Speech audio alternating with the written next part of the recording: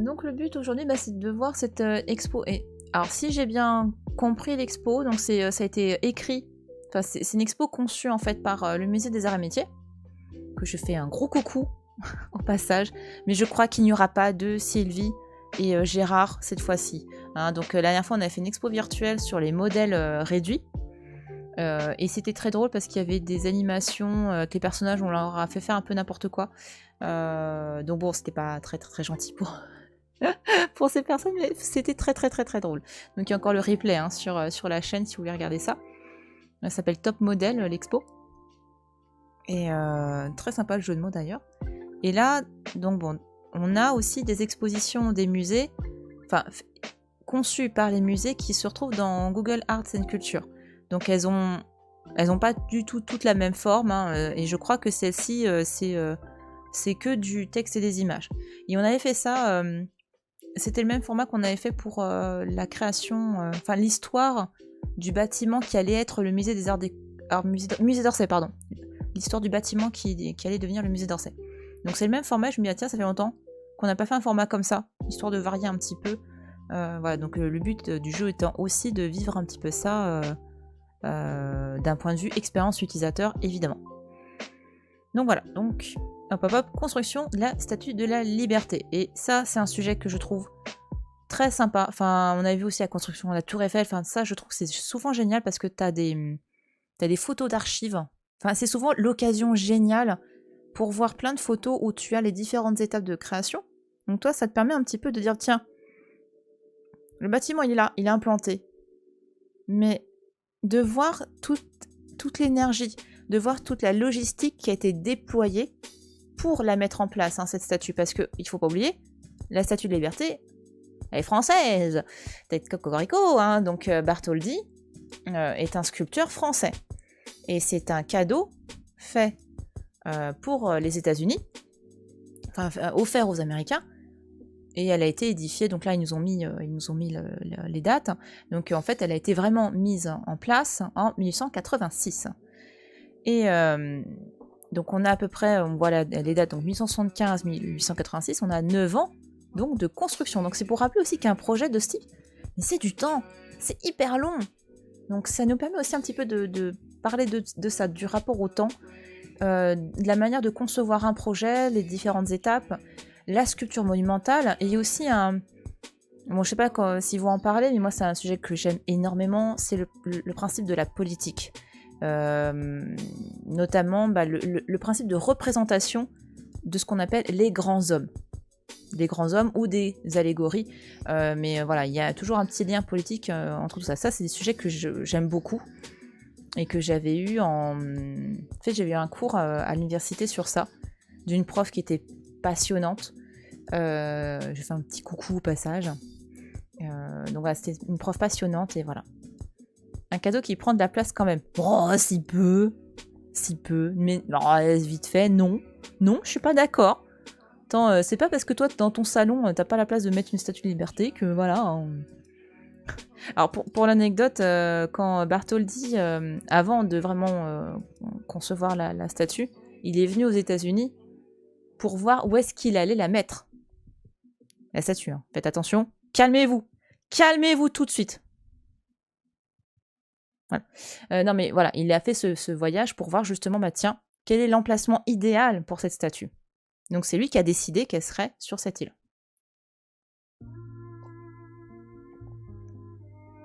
Mais oui, ça prend de la place quand même.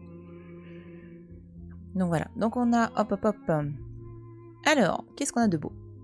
À la fois œuvre d'art et exploit technique, la liberté éclairant le monde. Donc c'est le vrai nom de l'œuvre, hein, son nom d'origine c'est ça. Dite Statue de la Liberté, a été imaginée par le sculpteur français Frédéric blablabla, éclairant la rade de New York depuis plus d'un siècle et devenu très vite symbole universel de liberté. C'est aussi l'aboutissement d'une aventure humaine, artistique et technique exceptionnelle. J'aime bien quand ils font des phrases comme ça, moi ça me parle toujours. Mais c'est... Non mais voilà, par contre, c'est vrai parce que c'est en rapport aussi avec ce que je vous disais un peu plus tôt. C'est intéressant de voir justement ce type de... Oui, c'est le terme d'aventure, mais là pour le coup, même si c'est un mot qui aujourd'hui est très ambigu, hein, c'est quand même le terme de projet qui pour le coup est intéressant d'utiliser. Hein.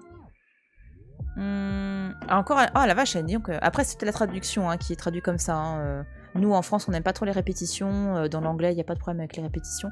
Parce que là de nouveau, deuxième paragraphe, on a l'aventure humaine. Donc en fait voilà, initiative de Bartholdi tout au long du chantier, ah c'est lui qui a pris les photos. C'est sympa ça. C'est pour ça qu'elles sont floues. Pardon, désolé. Mais non, c'est pas les mêmes techniques, Sabine. Ouais, je sais, je suis désolée. C'était tentant. Donc les images témoignent de cette aventure humaine. Voilà. Donc là, on va faire un petit... on va compter. Et sérieux, un de ces quatre, il faudrait que je fasse, tu sais, un bingo des expressions clichés dans les expos virtuelles. Je pense qu'il faut que je fasse absolument ça. Tu vois, genre, c'est un génie, aventure humaine. Tu vois, je pense qu'on va se faire un petit listing comme ça de trucs. Je marque juste aventure humaine. Je note. Attends, je note. Parce que franchement, je pense qu'il y a de quoi faire. Il soignait ses réseaux sociaux. Ouais, voilà. Non, mais par contre, ça coûtait cher la photo. Encore. Et encore. Alors, c'est pas donné à tout le monde d'avoir un appareil photo. Mais là, on est dans une période de forte démocratisation de l'appareil photographique. Donc ça devient de plus en plus simple d'en avoir. Surtout que Bartholdi, c'est pas non plus quelqu'un qui vient de nulle part. Hein. C'est quelqu'un qui est d'une famille quand même aisée. Voilà, quand même assez aisée. Donc bon, c'est quelqu'un qui a aussi les moyens de s'offrir un appareil photo sans trop de problèmes. Hein. Alors, elles ont toutes avant... donc les photos ont servi à rassembler les fonds nécessaires à la construction de la statue et à promouvoir ce projet, notamment par voie de presse. Bah tu vois, quand tu parles des réseaux sociaux, c'est tout à fait ça. Non mais on se rend compte que, en plus là, on est à une époque de développement de l'image, on se rend compte de la puissance de ces images. Et ça, enfin, on va voir, je sais pas quelles photos ils ont prises, hein, enfin ils ont sectionné pour cette expo, mais en tout cas, t'as des photos, tu fais... Oh. Enfin, il y a même des photos qui ont été transformées en cartes postales. Et ça, c'est très fréquent au 19e. Au 19e, je crois qu'il n'y a pas plus cartes postales. Enfin, en même temps, bon... Enfin, il y a énormément de photos, voilà. Parce que les cartes postales au 20e siècle, c'est beaucoup d'illustrations et tout, mais au 19e siècle, la photographie utilisée pour faire des cartes postales, c'est assez impressionnant. Et tu as de tout. Donc tu vas même avoir des événements politiques, je pense à, tu vois, la colonne Vendôme qui a été renversée pendant la Commune, ça a été après une carte postale, quoi. Et ça, je trouve ça assez intéressant, ce dispositif-là. Alors, lors d'un voyage à New York en 1871, donc juste après la guerre franco-prusse, hein, Bartholdi a fait comme tous les hommes de cette époque, hein, sauf s'ils étaient... voilà. Il a fait la guerre franco-prusse, et c'est d'ailleurs à ce moment-là qu'il a fait quelques connaissances d'un point de vue politique. Hein. Enfin, Bartholdi, il a fait quelques projets comme ça de grandes statues, c'est pour ça que je parlais plutôt de la grande statuaire, avec les grands hommes, les grands monuments, voilà. Et la Statue de la Liberté en fait partie. Son art est aussi très politique. Enfin, très politique dans le sens avec ses liens. Il a des liens avec la politique qui sont assez intéressants. Alors, il découvre l'île de Bedloe. Il est tout de suite fasciné par le lieu, idéal pour concrétiser... Ah, je baisse un peu ça. Je baisse un peu rapidement la musique. Pour concrétiser le souhait de Édouard de La Boulaye. Alors, Édouard de La Boulaye, c'était un homme politique. Genre un député ou un sénateur, quelque chose comme ça, je crois. Avec la Statue de la Liberté, il y a de l'histoire qui s'est passée dessus également. Je ne sais pas s'il y a eu des photos et des cartes postales. Si, il y a eu des cartes postales, ouais. Rien que quand... Bon, ça, je sais pas s'il y en a là. Mais quand on avait construit enfin, de voir les premiers éléments, voir si tout matchait bien par rapport à l'atelier. Donc l'atelier de Bartholdi était à Paris. Donc t'avais des photos, t'as des cartes postales où tu vois la tête de la Statue de la Liberté qui dépasse. Et à côté, limite, à l'Opéra Garnier. Hein. T'avais des choses comme ça... Voilà, enfin... T'avais des... Après, des événements ultérieurs à la construction, ça, je sais pas trop. Enfin, par exemple, des événements historiques, je sais pas trop. J'en ai pas... Enfin, j'ai pas souvenir. Alors, diriger un monument commémoratif de l'indépendance des États-Unis. Donc, c'était pour les les 110 ans, visiblement, de l'indépendance des États-Unis.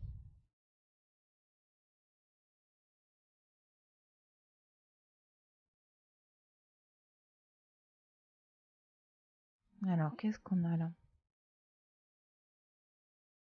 Quand tu cliques dessus, ça fait quoi? D'accord, donc le modèle primitif de la Statue de Liberté. Ok, si on zoome. Ouais, elle est là. Mais elle est petite là. Ce que j'aime bien aussi dans ce genre de photos, parce que voilà, à quel point c'est compliqué de prendre en photo à cette époque-là, parce que tu ne dois pas bouger pendant un certain moment, souvent plusieurs minutes. Mais là, tu vois que ils font semblant de travailler haute, mais c'est très très très posé en fait. C'est rigolo, je trouve. Le modèle primitif, ah, voilà, moulage intermédiaire de la tête. D'accord, donc c'est pour ça qu'on a tout ce plâtre. Ah oui, et je voulais voir aussi, du coup, ah voilà. Donc, pourquoi c'était le musée des arts et métiers qui qui avait conçu ça? Parce que donc ils ont un fonds de photos, enfin ils ont le fonds Bartholdi où on a justement toutes ces photos au sein du musée. D'accord, alors qu'est-ce qu'on voit de... Ah bah elle est là, regarde. Elle est à gauche là. Pour ça je me disais, je comprenais pas. Donc là, ça te permet aussi de voir que, évidemment, avant l'étape finale, enfin avant le rendu final, tu as plusieurs étapes avec des mises à échelle différentes. Hein. Donc Bartholdi se dit pas, ouais vas-y, on commence par un truc gigantesque. Non, non, tu commences toujours par quelque chose de petit pour voir globalement le rendu, si c'est bon, et au fur et à mesure, tu le mets à échelle. Enfin, tu le grandis en fonction de tes besoins. Bon, par contre, il faut faire évidemment attention parce que c'est pas un truc qui est petit. Il faut pas le penser à rester petit. C'est-à-dire que lui, il fait ses essais et tout, mais forcément, il le pense aussi gigantesque. Parce que d'avoir un truc où c'est complètement illisible, ça peut être compliqué. Donc quand il crée son projet, il sait qu'à la fin, il va être gigantesque. Enfin, c'est monumental, hein, là. Il le pense tout de suite dès son petit modèle. Parce que quand tu es un artiste et que tu crées quelque chose pour rester petit, tu le penses pas du tout de la même manière que s'il doit être grand, quoi. Du coup, attends. Comment tu reviens après? C'est là? Bah oui, non, je montais, c'est pas ça. Attends.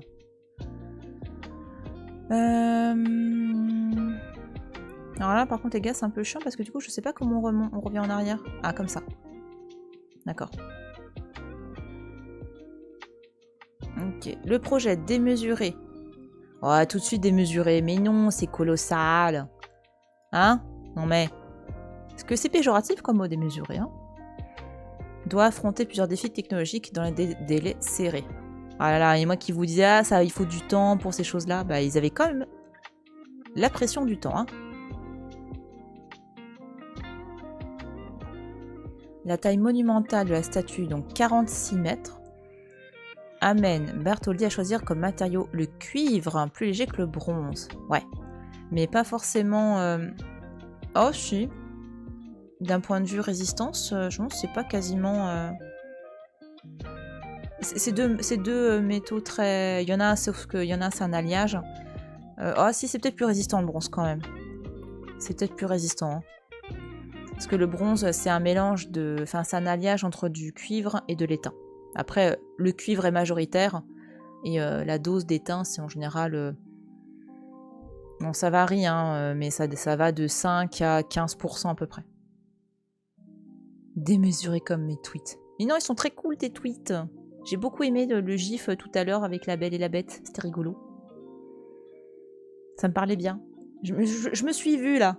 Je me suis projetée. Et ça m'a bien plu. Je me suis dit, ah, tiens, je devrais arriver un jour comme ça avec une robe et tout. Une robe de princesse. Ça plairait. Voilà, que j'appuie pas sur... Alors, en 1875, l'Union franco-américaine lance une souscription pour couvrir les 600 000 francs, 600 000 balles, nécessaires à la construction de la statue. Alors que le financement du projet n'est pas encore assuré dans sa totalité, la construction de la Statue de la Liberté débute dans les ateliers de la cuivrerie d'Argaget, Gauthier et compagnie, à Paris, avec la collaboration de l'architecte Viollet-le-Duc, chargé de concevoir une armature pour le colosse. Celui-ci pense d'abord à des sacs de sable. Donc là, il y a plusieurs choses que je vais mettre en avant. Donc l'Union franco-américaine, donc tout ce qui a association, union, type un peu scientifique, ou des cercles comme ça de liens entre des pays, c'est hyper balèze, enfin c'est très puissant au 19e. Ce sont des structures très fortes qui sont très efficaces aussi et qui sont capables vraiment souvent de générer de très beaux projets, enfin de faire de très belles choses et de financer des projets artistiques ou des projets scientifiques. Hein. C'est des personnes, voilà. Et en général, je pense notamment à tout ce qui est cercle littéraire scientifique. En général, n'importe quel scientifique faisait partie d'un cercle scientifique comme ça. C'est vraiment des structures très importantes et aussi où tu réseautes. Hein. Là, le réseau, il n'est pas né au XXIe siècle. Hein. Le réseau, il existe depuis la nuit des temps. De tout temps, le réseau. Voilà, c'était la phrase. Ah putain, de tout temps, faut que je rajoute de tout temps. Le bingo. Hein. Donc dès qu'on a une phrase comme ça, hein, de tout temps. Hein. Voilà. Ça, c'est... Voilà. Donc voilà. Il manque une mise à échelle de ce que représente 600 000 francs de l'époque par rapport à nos jours. Ouais, il y a ça aussi, effectivement. Alors, 600 000 francs. Alors, surtout qu'en plus, en fonction de l'époque, enfin voilà, au 19e siècle, le franc n'est pas du tout le même, bon ça tu t'en doutes, entre 1810, 1820, 1870. Hein. Le franc n'a pas du tout la même valeur. On est, alors si je me gourre pas, souvenir de la thèse, après la guerre franco-prusse, de mémoire, il y a eu... Alors putain, est-ce que c'est une inflation ou au contraire? Enfin, après la guerre franco-prusse, en tout cas, le franc a été pas mal touché. Après, on peut regarder, attends. Attends, je me demande s'il n'existe pas un convertisseur ancien franc. Ah, mais il va peut-être me sortir... Attends, 19e. On va chercher, attends. Ah, valeur du franc français au 19e siècle. Voilà, et en plus, c'est... Mais effectivement, 1150 pour moi, bon. Si au moins ça peut donner un petit peu,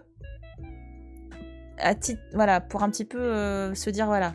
Mais attention, encore une fois, en fonction des années, début 19e, moitié et fin, c'est... Voilà, il y a des petites nuances, surtout après la guerre franco-prusse. Hein.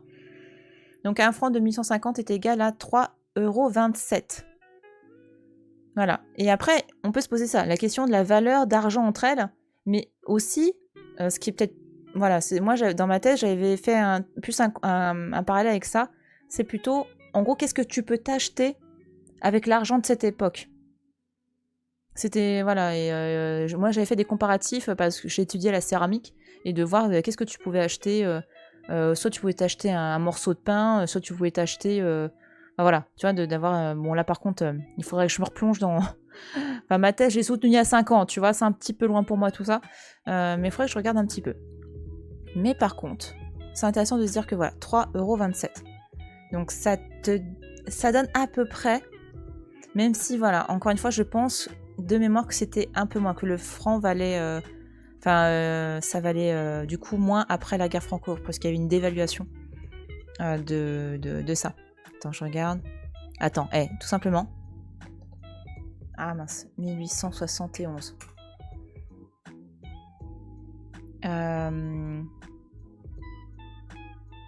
Attends, regarde sur Wikipédia, attends.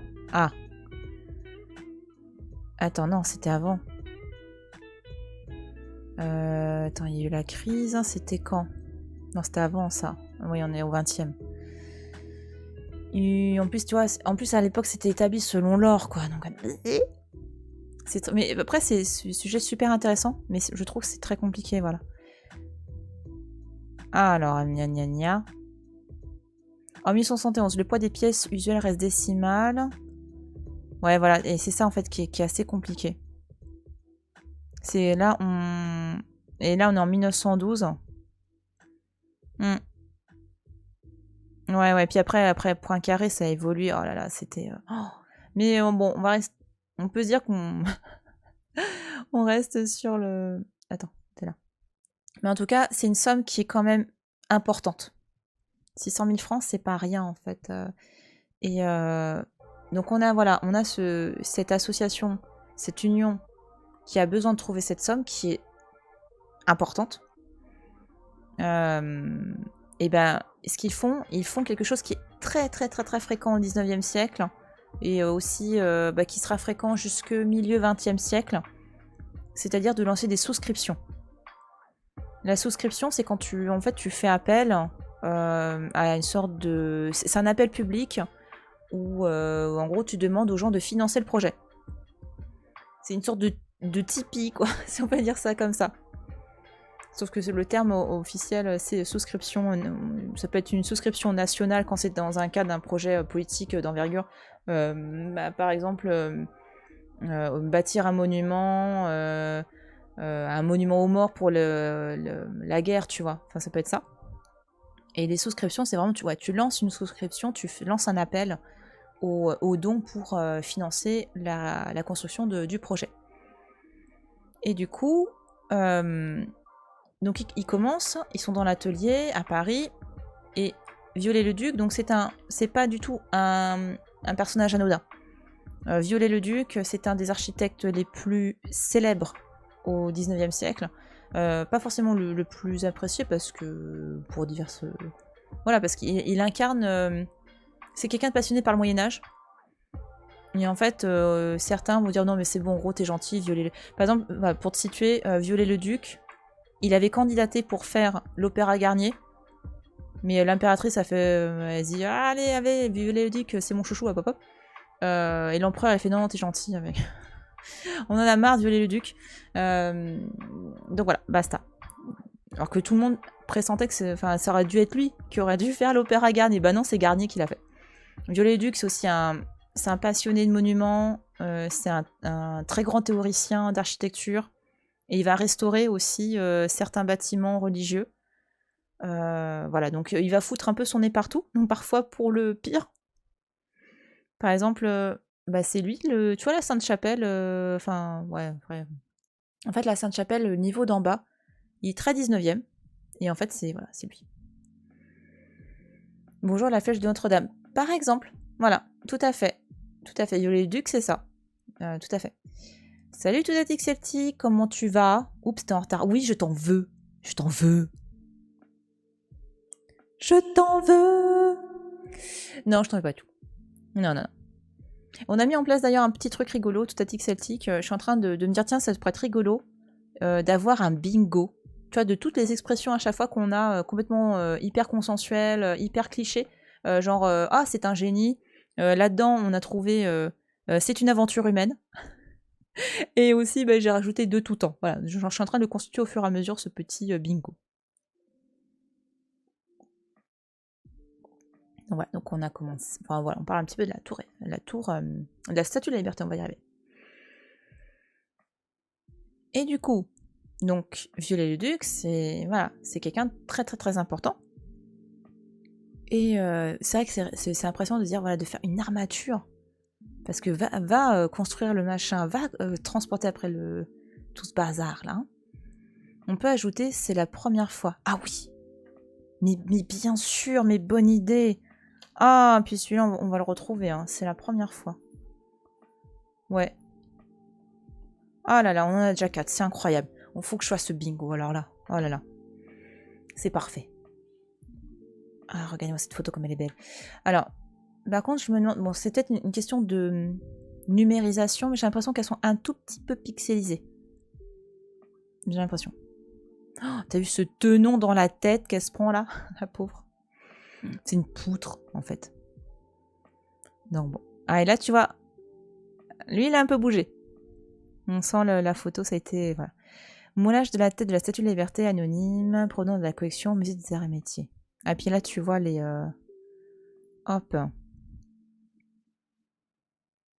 Ah oui, d'accord, c'est parce qu'elle a été prise un petit peu loin. D'accord. Là, donc, on a... Voilà, on a le modèle. Comme je disais, tu as plusieurs tailles. Et le modèle qu'on estime le plus définitif, on peut le mettre parfois, on peut le conserver. Ou alors il peut être utilisé.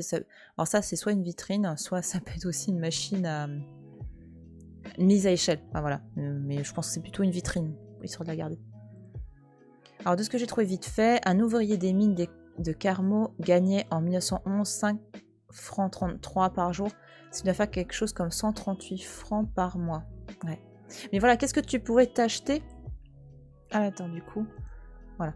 Mais qu'est-ce qu'on pouvait... Enfin, la question que je trouve plus intéressante, c'est qu'est-ce que tu pouvais t'acheter à 5 francs 33 en 1911? Voilà, tu vois, c'est ça. Est-ce que ça suffisait pour payer son loyer, pour manger, je sais pas, au moins un peu de viande, du pain, enfin voilà.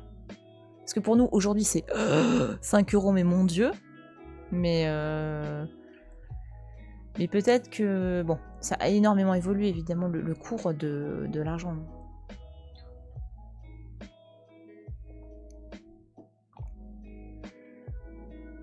Ah, et là, on voit la structure là, de la... C'est aussi, hein, ça c'est intéressant parce que tu as des... L'un des points sensibles de la statue, hein, c'est le bras levé. Hein. Avoir comme ça, un élément qui tend, enfin, ou qui en... où il y a de l'air, on va dire, tout autour, mais c'est une zone très très très très fragile en général. C'est marrant, j'aime beaucoup ce genre de photos où t'as les ouvriers qui te regardent, on dirait un petit peu méfiants. Et encore une fois, hein, la photo, bon, Bartholdi, la question se pose pas pour lui, mais là, tu vois, ces ouvriers-là, c'est peut-être la seule fois de leur vie qu'ils seront pris en photo. Hein. Lui, voilà, lui, il est dans la pose, il est dans le maintien, et eux, ils sont un petit peu, ils sont mis, enfin, ils se mettent de côté parce que soit en général, t'es fier, soit tu sais pas trop comment te mettre, donc t'es un petit peu gêné. J'aime bien regarder ce genre de photos pour ça. Mais t'imagines aussi les échafaudages pour ça? D'ailleurs, on ne visite plus le bras, il me semble, mais on en parlera peut-être plus tard. Ouais, peut-être qu'ils expliqueront pourquoi, effectivement. Effectivement, on va voir. Par contre, je vois pas les rayons de la couronne sur le modèle réduit. Alors, attends. Non. Non, effectivement. Là, en fait, là, tu vois, c'est surtout la structure de... Ici, sur ce truc... Ah, sur celui de gauche, tu veux dire. Parce que là, sur celui de gauche, je trouve que la photo est prête. C'est très très compliqué de voir plus. Je trouve là, on voit pas très bien. Et sur celui de gauche, bah, je vois pas très très bien. Peut-être, hein. Peut-être... Et... Peut-être qu'il y a eu une modification. Mais vu là, ça... Parce que c'est là, hein, ça, ou c'est plus bas. Bah non, bah oui, regarde. C'est justement... Attends, du coup... Hop. Bon, pas là qu'on la voit un petit peu mieux. Alors, statue... Liberté.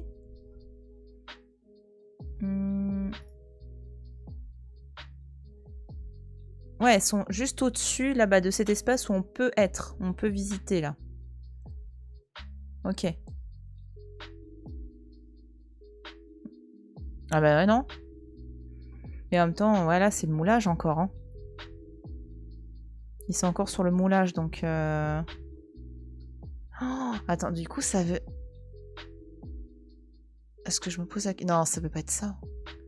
Je me pose la question, en gros, là, est-ce qu'on n'était pas dans le... Non, non, on est déjà sur la... Non, non, ok. On est déjà sur la partie en bronze, là. Non, non, c'est pas possible. Enfin, en bronze, non. Déjà, c'est du cuivre. Mais si, c'est le plâtre, en fait. Oh, d'accord, donc... Si je me trompe... Ah, mais par contre, là, je voudrais vraiment savoir comment ils ont fait. Parce que là, en fait... Quand tu coules le métal en fusion, tu dois avoir à l'intérieur là quelque chose. Là, faut imaginer. Alors, s'ils ont fait, non, c'est pas. Putain, comment ils ont fait? Bah, attends, on va voir. Parce que du coup, je veux voir s'ils en parlent parce que ça, je voudrais savoir techniquement exactement comment ils ont fait. Parce que la technique à la fonte perdue, c'est assez particulier.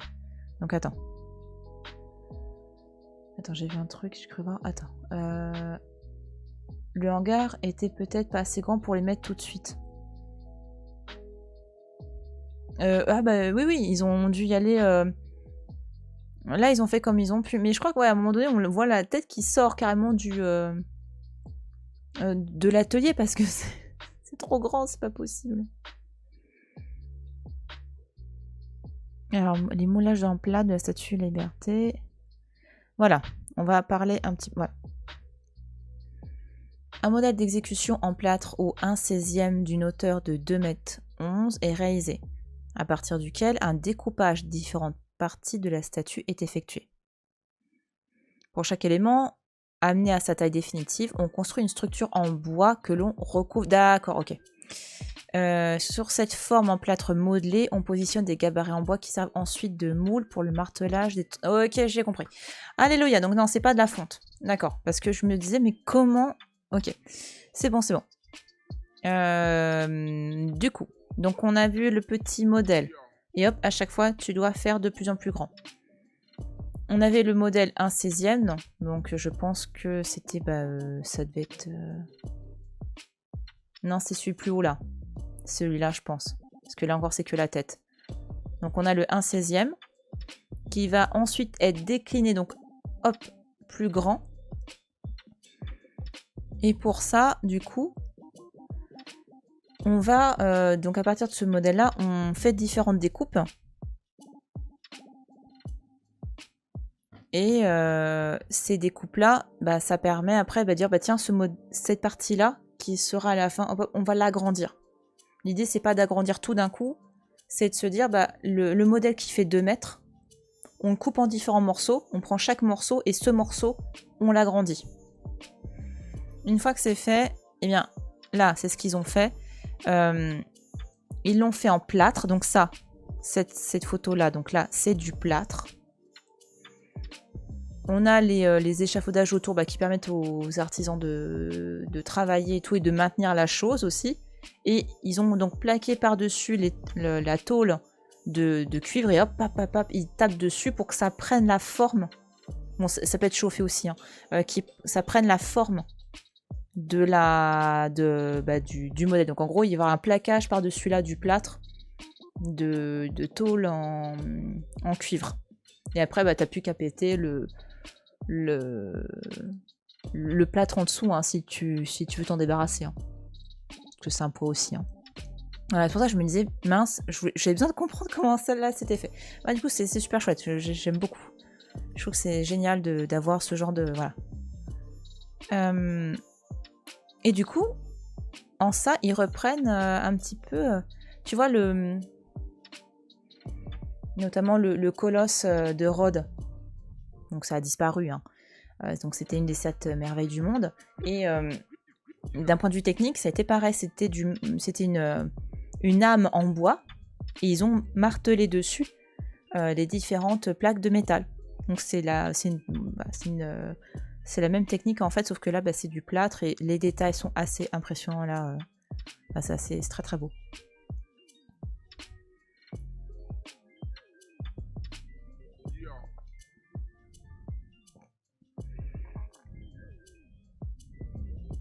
Ok.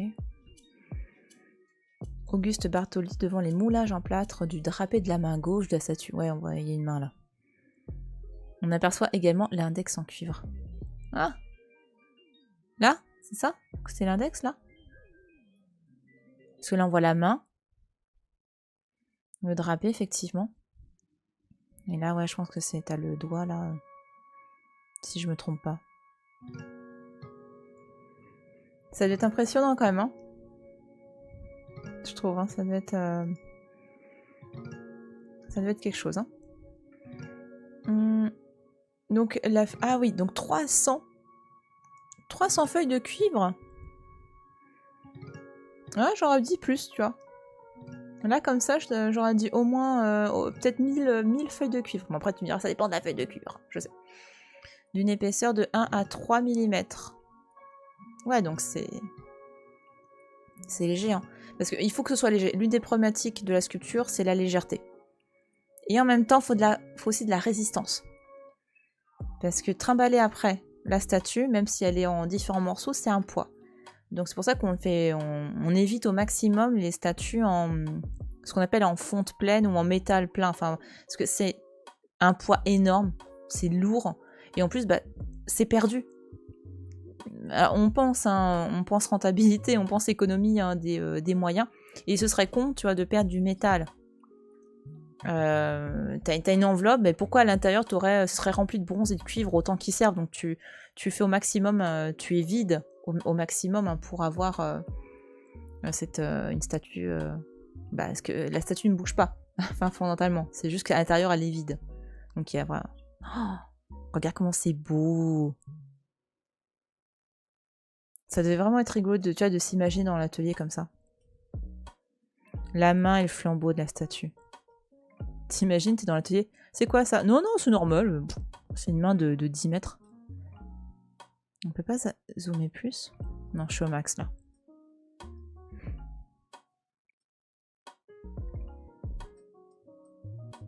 Ah, c'est marrant. Est-ce que tu sens qu'il travaille aussi sur d'autres choses? Pardon. Oui, le chat. Non, c'est mon chat qui râle. C'est Mota qui râle. Et t'as des trucs un peu partout, là. T'as des bustes. J'aime bien eux qui prennent la pose en costard et tout avec les employés. Attends, et du coup, Alors, ils font le premier élément construit de la Statue de Liberté exposée à Philadelphie en 1876 et il revient en France pour le montage de vérification. Mais tu te rends compte du voyage du truc? C'est fou. La main et flambeau est partie aux États-Unis, c'est revenu et c'est reparti. C'est incroyable. Ah, les allers-retours, toi. C'est fou. Pardon.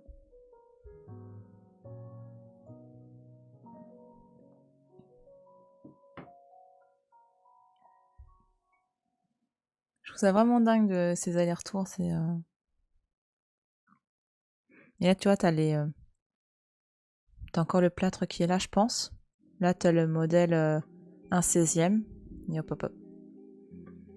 Il n'y avait pas de crise économique à l'époque. Le post-1870, on met un peu de temps à se remettre, hein, quand même, de la guerre franco-prusse. Le tribut est très très très lourd à payer. La guerre a fait des ravages, et en plus il y a eu une guerre civile. C'est pour ça que la prescription, la souscription nationale, ils ont eu du... Non, c'est même pas une souscription nationale, c'est une souscription.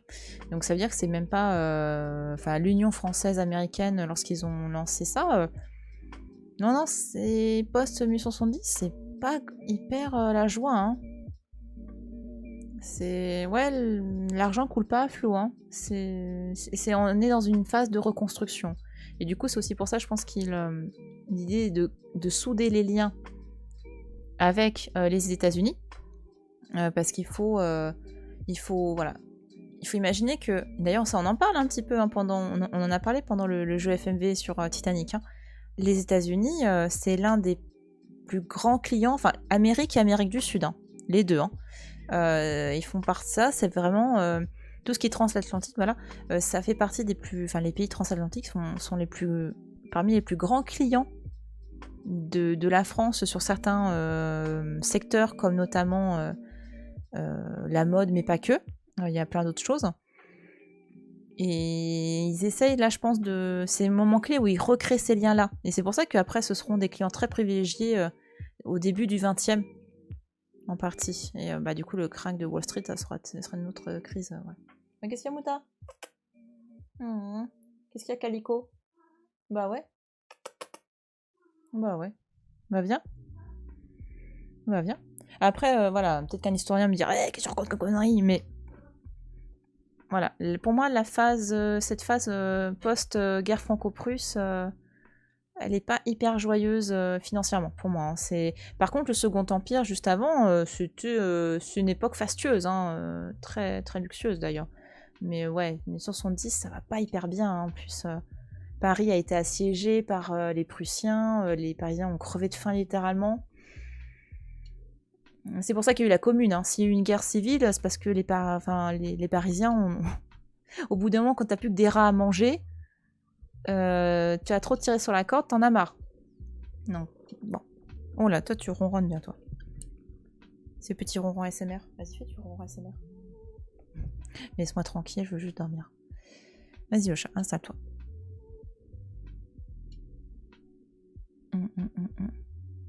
Ah, et là, ça a dû être exposé. Attends. Le buste de la Statue de la Liberté sur le Champ de Mars. C'était, ouais, pour l'exposition universelle, j'imagine, de 1800... Ouais, voilà, 1878. Donc là, pareil, hein, l'idée, c'est toujours de mettre en avant les savoir-faire.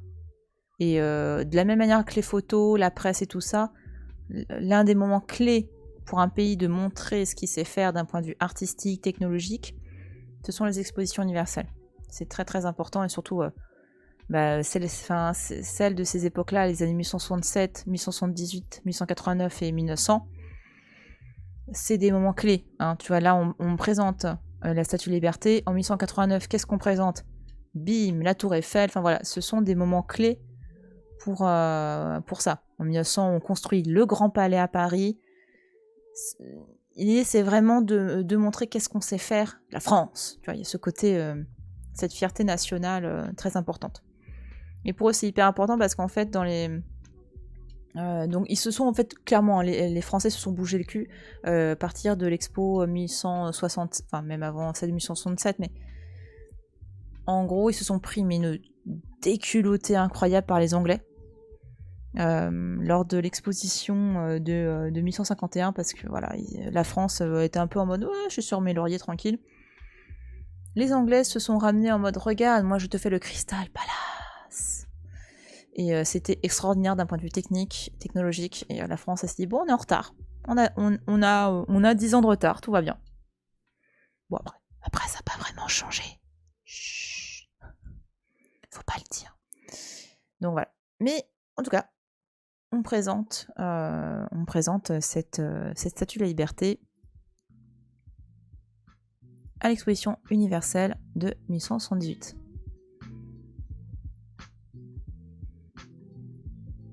Elle a vraiment un profil dur, je trouve. Bon, en même temps, c'est le... Ah, je me rappelais même pas qu'elle est des sortes d'anglaise, là. C'est rigolo. C'est marrant.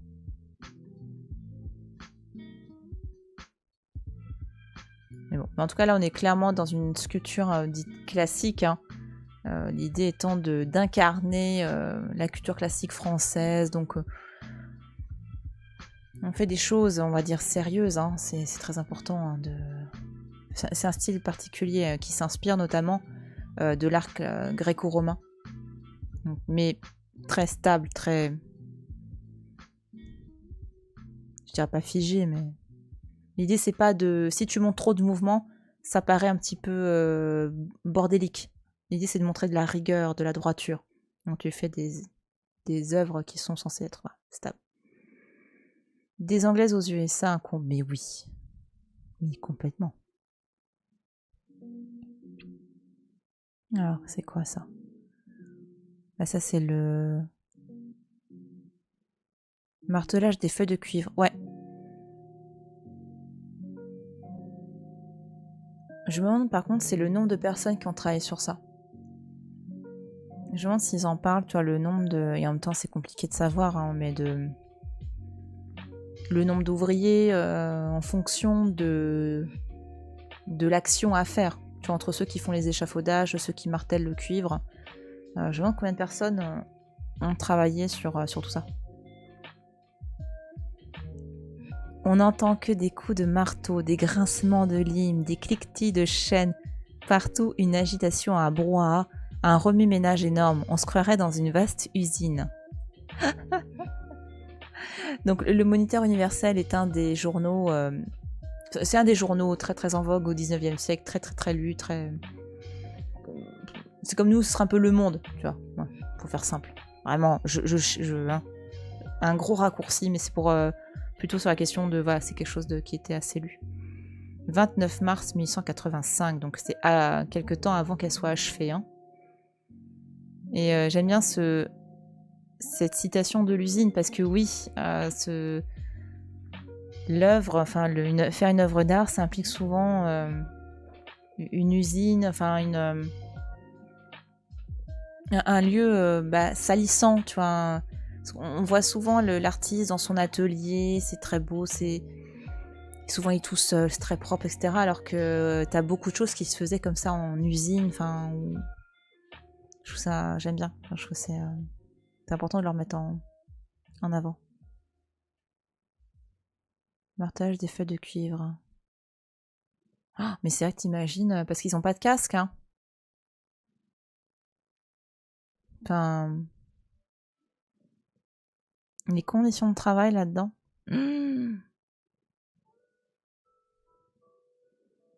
Ils devaient tous finir sourds, hein.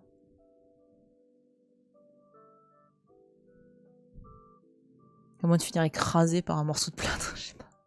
Non mais voilà, tu vois, de penser au-delà en plus de l'importance physique, enfin l'effort physique et tout. C'est fou, hein.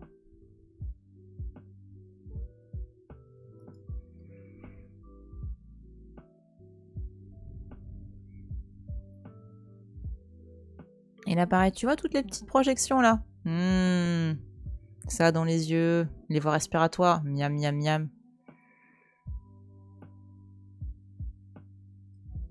Comment ça, monsieur, vous crachez du sang? Oui.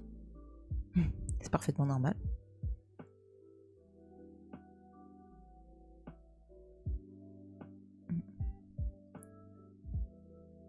Ah, mince. Hop.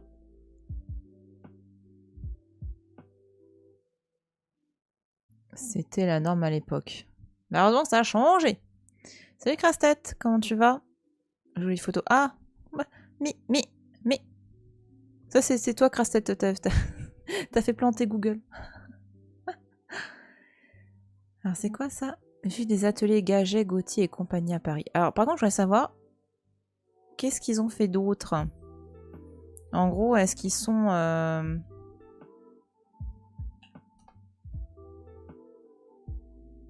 Alors, je sais pas, qu'est-ce qu'on pourrait avoir? Alors, couverture, plomberie, distribution dans les villes. Ah, si c'est la même, c'est rigolo.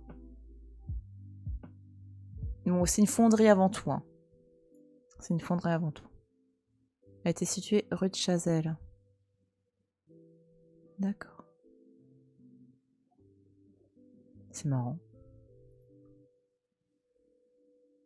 J'ai pas encore fait planter le bot. Mais non. On y croit. Vue panoramique des ateliers. Putain, ils ont déjà des vues panoramiques, quoi. C'est fou, hein. Ouais, on voit pas très bien. Puis après, j'imagine que c'est... ouais. Peut-être que c'est des tout... Ah oui, j'ai pas regardé la taille de photos. Ah, ils disent pas. Parce que en vrai, t'as des clichés, ils sont tout petits, en fait. Hein.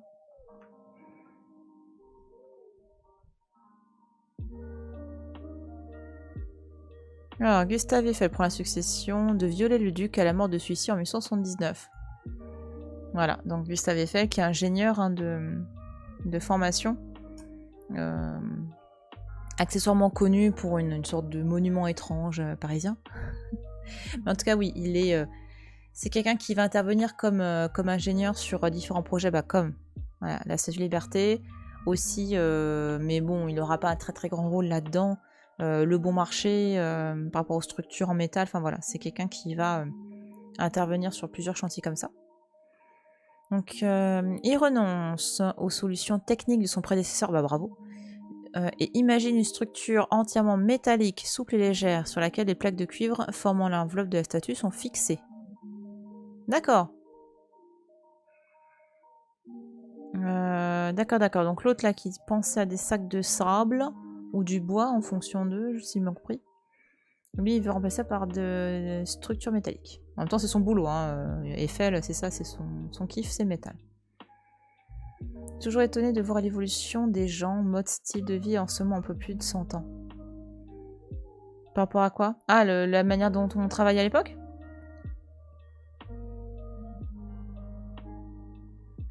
Un premier montage provisoire est réalisé dans la cour des ateliers Gaget, Gauthier Compagnie. Il s'agit de rassembler sur l'armature de fer 300 pièces d'une pesée globale de 80 tonnes au moyen de vis. Oh. T'imagines le truc? Oh ouais. Mais c'est fou ça. Ça m'apaise. La Statue de la Liberté m'apaise. Le montage définitif en Amérique sera plus élaboré avec l'utilisation de rivets de cuivre, invention majeure de l'époque qui donne à l'ensemble l'impression d'avoir été bâti d'un seul bloc. Ça c'est vrai que c'est assez impressionnant. T'as l'impression qu'elle est faite en un seul... Ah, l'inauguration de l'assemblage de la Statue de la Liberté.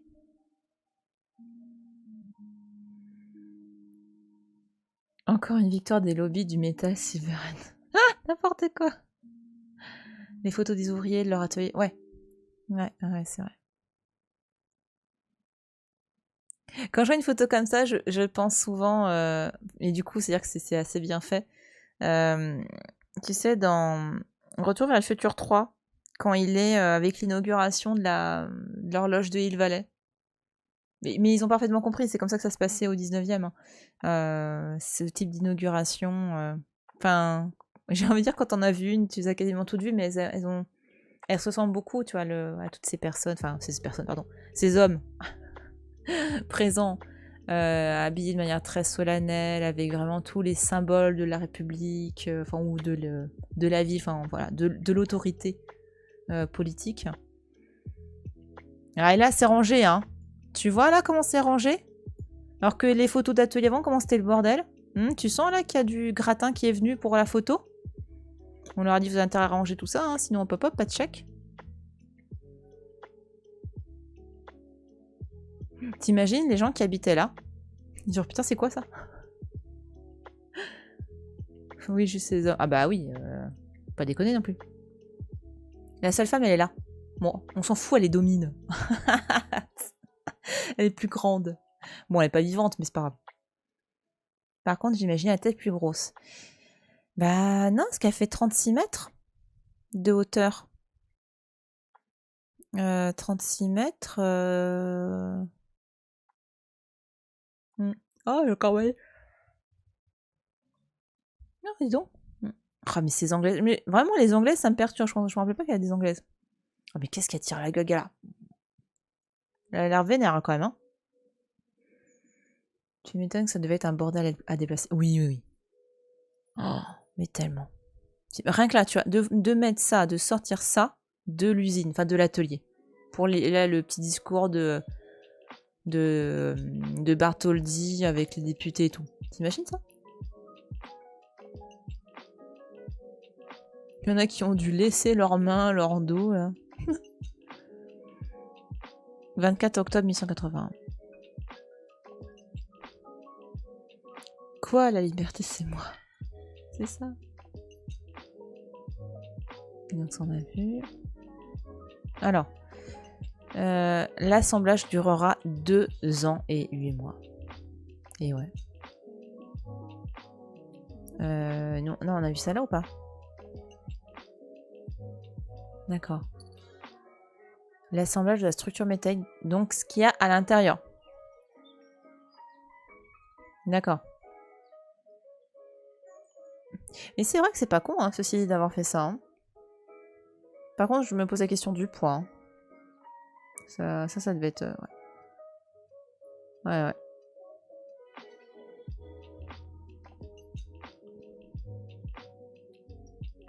Et l'ordre. L'ordre et la discipline. Tout à fait. Ouais.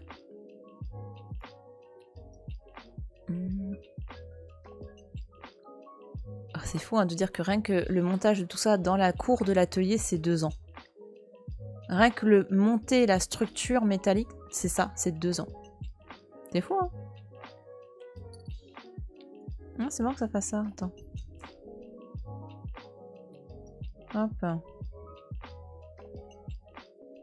Hop, on en était. Voilà. Oh, vraiment, enfin, t'imagines, voilà. Donc, ils ont monté.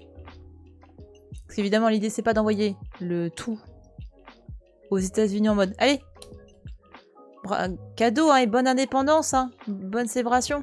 Et ah merde, Robert, on peut pas, la tête ça va pas. T'imagines le montage pour voir si tout est bon. C'est assez impressionnant, je trouve. Hein. Ouais, j'adore. Ouais, c'est hyper classe. Ça te permet vraiment. Et encore une fois, t'imagines là, dans Paris, ils voient ça. Ils se disent, mais qu'est-ce que c'est ce bordel?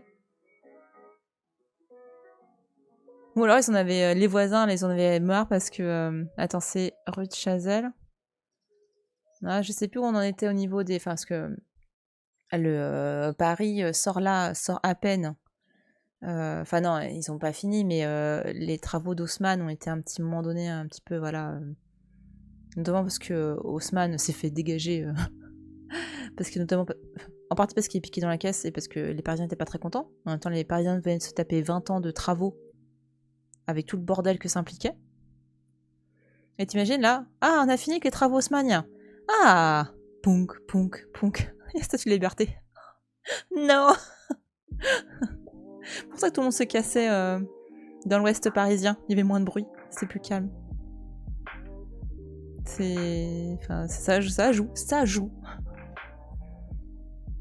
Ah bah une erreur, faut démonter le ton Jega, mais grave. Oh, mais t'imagines. C'est assez impressionnant. Surtout pour monter élément par élément. Parce que nous, on a des grues, tu vois. Mais là, il n'y a pas de grue. Tu vois les challenges?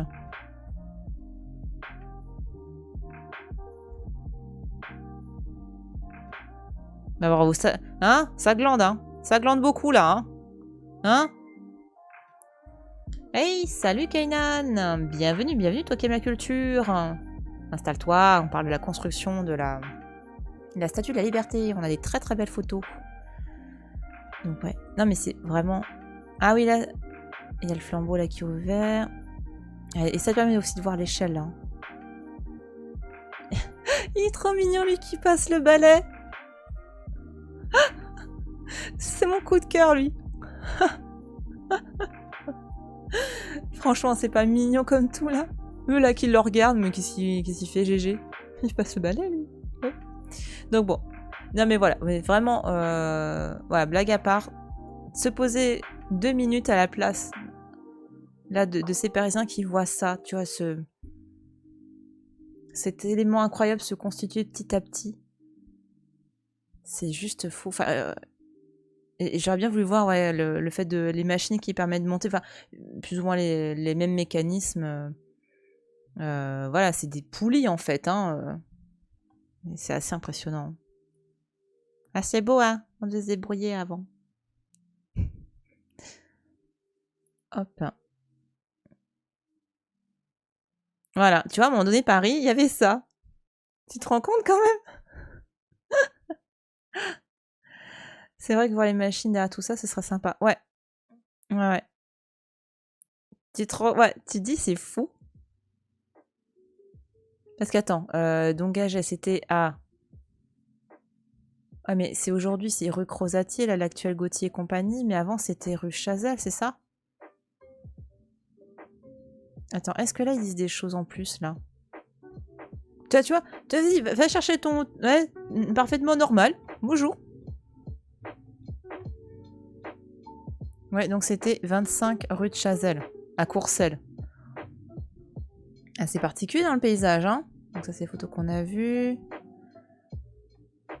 Ok, voilà. Donc c'est assez rigolo, hein, de... Hop, voilà. Ah, j'en ai déjà là. Voilà, bonjour. Au matin, tu te réveilles, t'as ça. Une nana qui tire la gueule. La pauvre. Mais non, en même temps, sa liberté, c'est un sujet sérieux. Elle peut pas être morte de rire, hein, c'est pas possible. C'est vraiment, c'est beaucoup trop important. Oh, mais j'avoue, là, du coup, j'aimerais bien l'avoir en vrai. Parce que j'ai jamais été aux États-Unis. Ah, c'est impressionnant.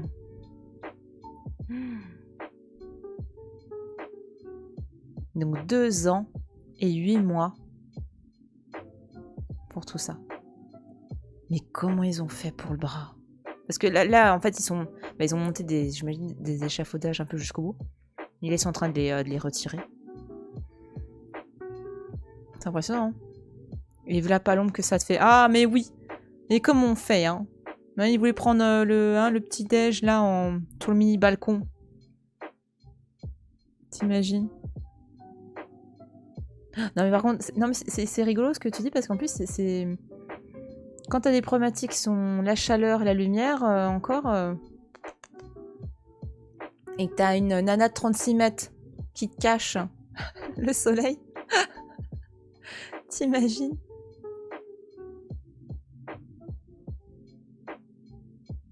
L'amitié séculaire de la France et des États-Unis. C'est beau. Acte de donation à la Statue de la Liberté, Union franco-américaine de Paris. Hop, hop, hop. Le 4 juillet 1884, Auguste Bartholdi et Ferdinand de Lesseps. Ok, ouais, Ah, c'est vrai qu'il était... Ah, c'est lui qui succède à la... Ah, donc Laboulaye, donc... Parce que bon, Laboulaye, c'est un homme politique, donc, qui était aussi président de l'Union franco-américaine. Et Ferdinand de Lesseps, mais pour moi, c'est pas... Il n'a pas été impliqué dans le... Ah, la polémique, enfin même, c'est plus qu'une polémique, c'était un... Je cherche le mot, c'est horrible. Le scandale du Panama? Attends, Ferdinand, ou je confonds complètement. Attends, regardez qui c'est. Hop, touc.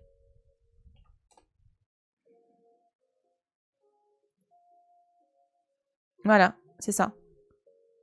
Il est surtout connu pour avoir fait construire le canal de Suez et pour être à l'origine du scandale de Panama. Mais ouais, une question de corruption. Hein, pas beau, c'est pas beau. Mais en même temps, voilà, comme tu dis, hein, il y a des... Il y avait des liens entre la France et l'Amérique du Nord, mais aussi du Sud, hein, là-dessus. Ah là là. Quelle infamie. Quelle indignité. Donc ici, une acte de donation à la liberté éclairant le monde. Au peuple américain, celui-ci prononce alors un discours enflammé où la statue apparaît tout simplement comme la 8e merveille du monde. Comme il se la pète.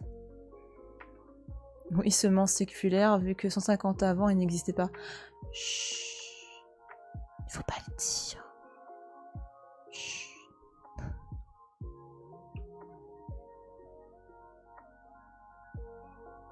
Acte de donation, mais tout le monde a signé là ou quoi là? Regarde, il y en a, ils savent même plus où signer quoi. Oh, t'imagines que toi tu prends toute la place.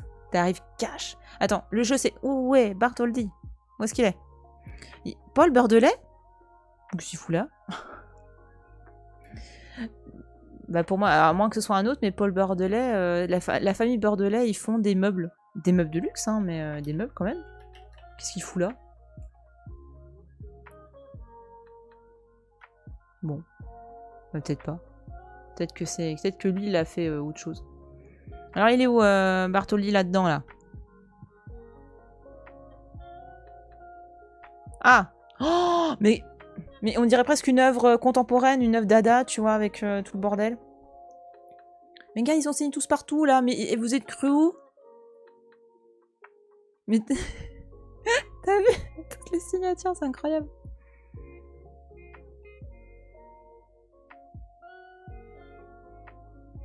Oh, c'est marrant quand même. Ah, il y en a qui précisent Paris, tu sais, au cas où. Ah, et lui carrément dans les colonnes. Bah bravo. Bah bravo, dans les symboles de la République. Super. Oh, carrément sur le... Oh, mais c'est un outrage, hein. Hein? C'est un blasphème, hein. C'est une attaque contre la République, là, je suis désolée. Hein. D'un autre côté, on aurait du mal à dire ça d'un autre pays, style UK, vu qu'on a souvent été en guerre avec tout le monde. Ah bah surtout l'Angleterre. L'Angleterre, son surnom, encore au 19e siècle, c'est la perfide Albion. Hein. C'est pas les copains, hein, l'Angleterre. Hein, surtout qu'en plus, voilà, par rapport aux expositions universelles, l'Angleterre qui a mis un peu une petite pichenette dans la tête, genre tiens, regarde la France, comment t'es en retard par rapport à nous qui sommes extraordinaires. Bah, il y avait un 4, c'est pour les signatures. Oui, bah oui. Ouais, bah ouais. Mais surtout, t'as vu, c'est à l'envers. Donc, j'imagine les gars qui se sont rués sur le truc pour signer. Mais il est où Bartholdi? Mais il doit être quand même quelque part au début, quoi.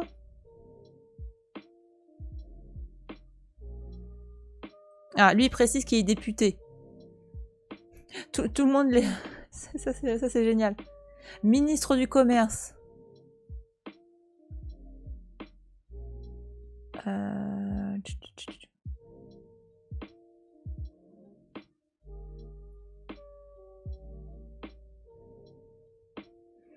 Ils font chier ou j'ai tourné la tête. Ouais, je vois pas... Je vois pas Bartholdi, moi. Étonnant. Au milieu? Ah! Mais, hein? Oui, hein, voilà. Quand c'est au milieu, c'est pas drôle, c'est trop visible, je pense. Oui, il est là, regarde. Pour moi, c'est ça, hein, c'est Bartholdi, il est là.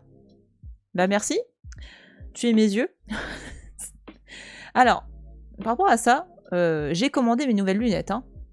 Donc je devrais de nouveau pouvoir voir. Voilà, pas de souci, tout va bien. Donc on a trouvé. Où est Charlie? Où est Bartholdi? On a trouvé, on a trouvé.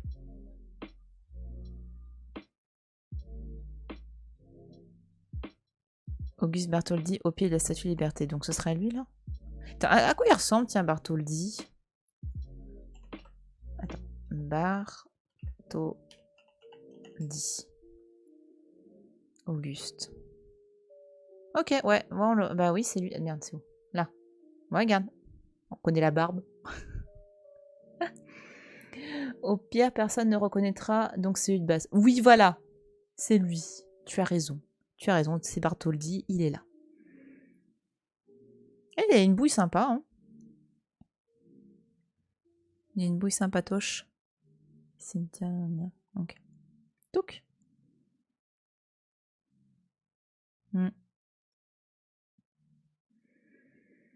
Le 4 juillet 1984, c'est le même jour que Ferdinand de Stepstone signe l'acte de... D'accord. Donc là, ils ont signé et hop, hop, hop, ils viennent visiter. C'est un peu l'idée. C'est ça? Allez, viens voir GG. C'est un peu ça. Hein. Yo la team Sagazouille, salut Kiz, comment tu vas? On parle de la construction de la tour Eiffel. Tout à fait. J'ai dit que j'avais pas encore changé de lunettes. Hein? La statue de la liberté. On va y arriver. Tout va bien se passer. Non mais le pire c'est que je me suis dit confonds pas. Ça va bien. Bah écoute, tant mieux si ça va bien. Tu te remets de l'émission. Comme je disais au début, voilà, c'est Ukiz qui organise l'émission sur laquelle j'étais hier soir et que vous avez peut-être vu.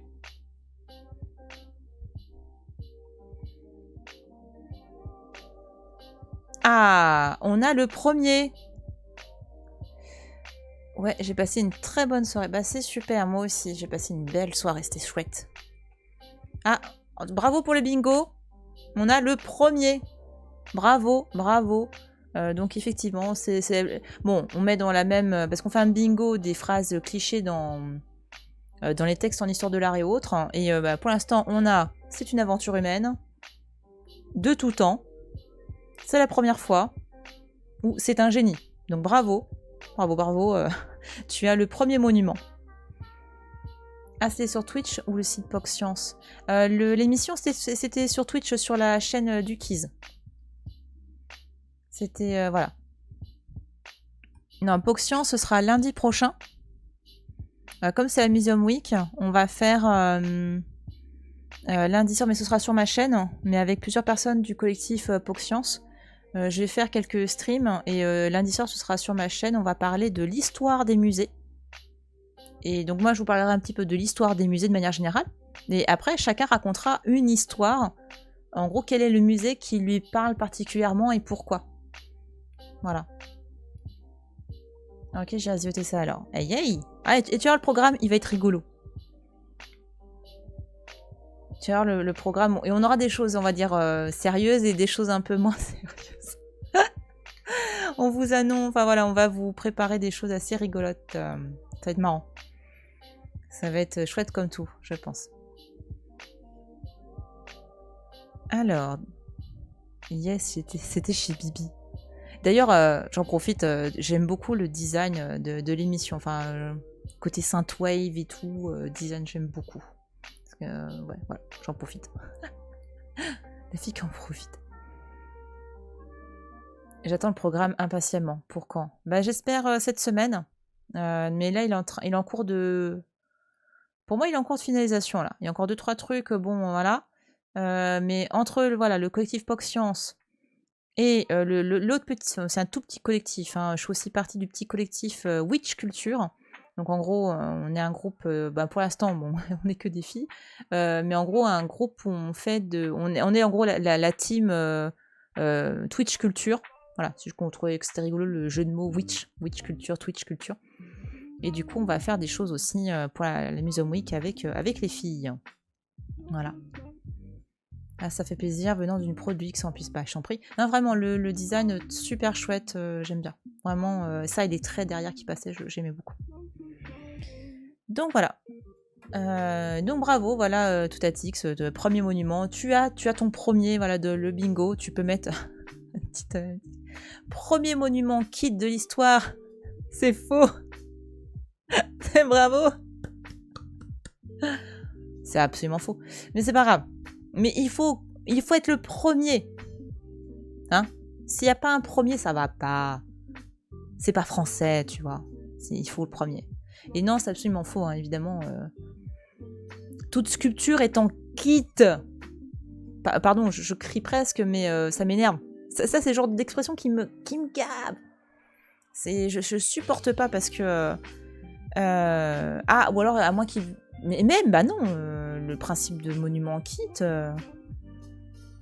Une sculpture peut être un monument, quoi. Enfin, non, c'est pas... Bref.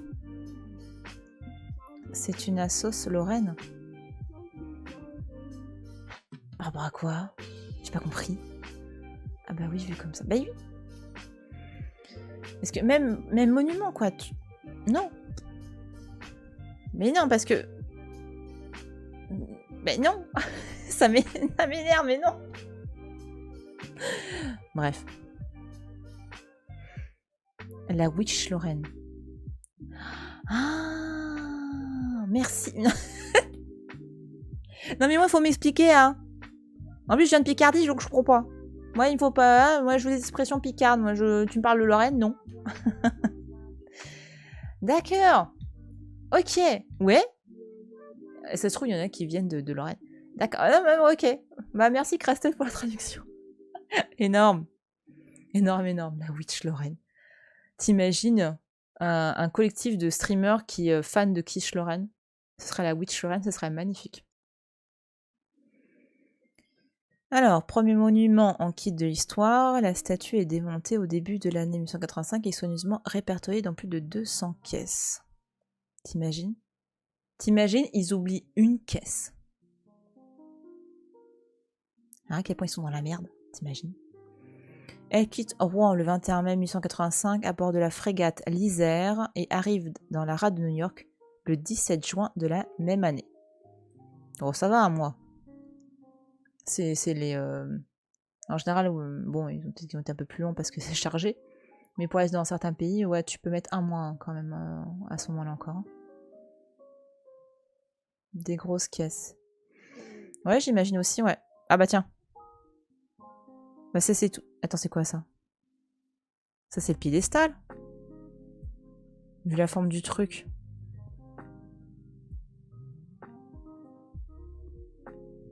Marqué quoi? Fondation. Mars. Pour le... Bah voilà, piédestal de la statue de Bartholdi. La liberté. Éclairant le monde. L'île de Bedloe, là. New York. Désigné par le lieutenant général Stone, ingénieur en chef et constructeur sous les ordres. Sous ses ordres, d'accord.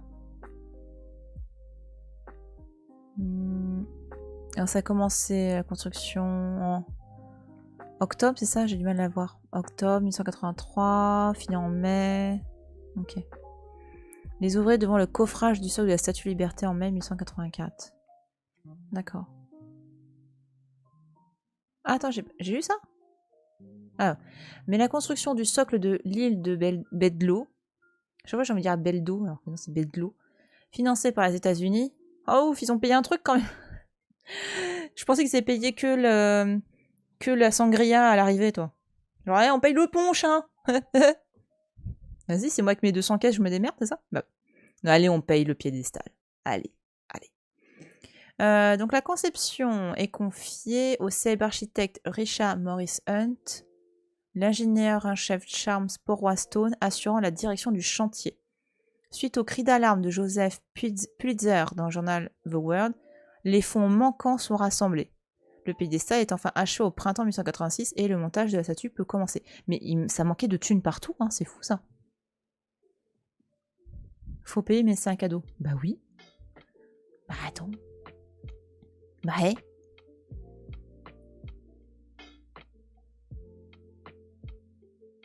Mais quand même. T'es grosse. Mais oui. Attends. Ah, et là on voit l'armature qui est en dessous. Donc, mais ils ont pas mis deux. Ah, regarde une... Du coup, on a... Hop, l'équivalent des grues de l'époque. Non, pour moi c'est ça là, cet élément-là. Si je me trompe pas. Bon, ça se trouve, j'ai rien compris à l'image, mais...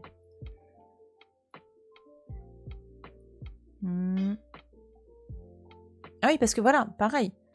Le piédestal, ils ont commencé en 83, ils ont fini en 86. C'était 3 ans pour faire le piédestal. C'est fou, hein? Ah, puis voilà. Avant l'inauguration. C'est vrai que c'est impressionnant quand t'es un photographe d'arriver... de tester l'appareil. Parce que c'est pas un truc que t'as forcément l'habitude de faire. L'inauguration a lieu en grande pompe le 28 octobre 1886 avec discours sur l'île et imposante parade navale qui prend d'assaut la baie de New York. Parmi les personnalités présentes, le président Grover Cleveland, l'amiral Benjamin Jaurès, le général Pélissier, les députés Spuller et Desmond, Ferdinand de Lesseps, Lefebvre, ministre plénipotentiaire, délégué extraordinaire du gouvernement français, Chauncey Depew, et révérend Richard Storrs. On ne sait pas du tout qui c'est. Enfin, à part, voilà, Ferdinand de Lesseps, le président. Bon, voilà, c'est rigolo. Donc, t'as des... En gros, des personnalités politiques. C'est vrai que là, est-ce que ça valait le coup de vraiment les nommer? Pas sûr. Carte postale en couleur de la Statue de la Liberté. Bah, couleur, c'est vite dire. Alors, mon petit Kevin, tu as eu ta PS5 en cadeau de Noël, maintenant faut payer. Bah oui, mais regarde, c'est pareil aujourd'hui avec, tu sais, avec Kunz. Kunz qui a offert des, notamment des... ces œuvres là, c'est des tulipes, hein, si je me trompe pas. C'est un cadeau, mais... Enfin, c'est à Paris de payer l'aménagement ou c'est la France, enfin je sais pas lequel des deux paye, mais c'est un cadeau qui coûte de l'argent, tu vois. Le piédestal fait quasiment la hauteur de la statue. Ouais. Ouais. Le piédestal, il fait 20-25 mètres. Attends, je sais plus. Hop. Alors, 46 mètres de haut, sans le socle. Alors, le socle fait 46... Ah non, bah, même un peu plus grand, finalement. D'accord, je pensais que pour moi, le socle était un peu plus petit, mais non. Le socle est plus grand que l'œuvre. C'est incroyable. Donc bon. Mais effectivement, c'est moite-moite, quoi. Donc 93 mètres, 46. C'est fou, hein? Mais en même temps, il y a ce principe de phare, hein. Elle est censée guider, éclairer le monde, mais elle agit aussi comme un point de repère important pour les bateaux. Mais c'est vrai que c'est un piédestal imposant. Et en général, un piédestal, c'est pas censé... Enfin, le piédestal, sur une sculpture dite classique, parce qu'on a des statues qui ne sont pas sur piédestal, hein, mais en général, dans l'imaginaire collectif, une statue, une sculpture, pardon, c'est ça, voilà. C'est la statue, son piédestal. Et le piédestal, en général, il est là pour vraiment mettre en avant la statue. Il est une sorte d'architecture qui lui permet d'être mise en avant, mais aussi d'être un petit peu éloigné du public. Parce que les gens, ils peuvent, voilà, quand ils touchent et autres, ils peuvent abîmer. Hein, et puis parfois, tu peux te cogner aussi contre une... Enfin, en gros, si l'œuvre, t'imagines, c'est une statue qui est à échelle humaine, elle est au même niveau que les gens, parfois ils peuvent ne pas se rendre compte que c'est une statue sur une place publique, hein, j'entends. Mais quand elle est surélevée, bah, ça te permet de dire, ah voilà, c'est un monument, c'est quelque chose voilà, d'important à mettre en avant. Et aussi, le piédestal, il peut être un... Il peut recevoir un décor, mais ce qui est aussi très très très utilisé, enfin... le piédestal, pardon, il sert aussi beaucoup à des inscriptions, enfin des mentions, que ce soit ça peut être le nom hein, de la personne, enfin du créateur, ça peut être le nom des personnes que ça représente, le nom, je pense là notamment au monument aux morts, ça va être le nom des personnes. Et s'il n'y a rien de tout ça, ça peut être des éléments décoratifs qui vont donner, qui peuvent donner un sens supplémentaire à l'œuvre. Pour notamment identifier ou autre. Ça met en valeur, là, c'est quand même beaucoup. Ouais, non, mais oui, là, c'est... là, c'est un piédestal très très grand. Hein. C'est assez impressionnant. Hein. C'est très ambitieux. Hein. Après, on a tout, hein, mais oui, un piédestal, c'est... Et encore si, finalement, parce que quand tu regardes, quand tu vas au musée, il est... Enfin, dans mes souvenirs de visite, le piédestal d'une statue, souvent ça t'arrive au niveau du... presque du visage, quoi. L'idée étant vraiment que la statue te surplombe, quoi. Qu'elle soit au-dessus de toi. Qui a désigné le piédestal? C'est ce qu'il disait plus tôt, si j'ai bien compris. C'est un... Alors... C'est l'architecte Richard Morris Hunt. Donc oui, aussi, effectivement, un piédestal, c'est pas forcément le sculpteur qui le fait. Parce que c'est des choses qui sont effectivement très liées avec l'architecture. Donc ça peut être quelqu'un d'autre qui s'occupe de ça. C'est très fréquent même dans l'Antiquité. Hein. Parfois, ça va être le sculpteur, mais en général, les personnes qui font... ça peut être des personnes qui sont liées avec l'architecture. Alors, architecte américain qui a appliqué la tendance éclectique, l'Académie aux Arts, gna gna gna. Alors, qu'est-ce qu'il a fait? D'accord, il a fait la Marble House. La raison des Vanderbilt. Ok, donc... des choses... Oh, il a fait un château en France. Oh, c'est rigolo, il a fait la construction de Havilland qui faisait de la porcelaine à Limoges. C'est rigolo, je savais pas ça. Ça a l'air joli. Oh, dis donc. Donc voilà, pour vous montrer à quel point l'éclectisme, hein, là, tu vois, on a quelqu'un qui a été capable de faire quelque chose de très structuré, classique, et là, on a des choses un peu plus en lien avec le goût du Moyen-Âge. Ouais. Donc ça... Hop, et moi, je connaissais plus celle-là visuellement. Bon, ça, c'est très, très... très classique européen, ça. En même temps, ça fait partie de sa culture d'architecte. Hein. Hop. Alors... Ah. Attends, est-ce qu'il y a autre chose en plus haut? Non. En 1907, Jeanne-Émile Bartholdi, veuve de l'artiste, a fait don au musée des Arts et Métiers d'un ensemble d'épreuves photographiques et d'objets, maquettes, moulages, consacrés à la Statue de la Liberté. Les documents reproduits ici appartiennent à ce fonds enregistré sous le numéro d'inventaire 13768. Ok. D'accord, en tout cas, c'est une chouette section de photos.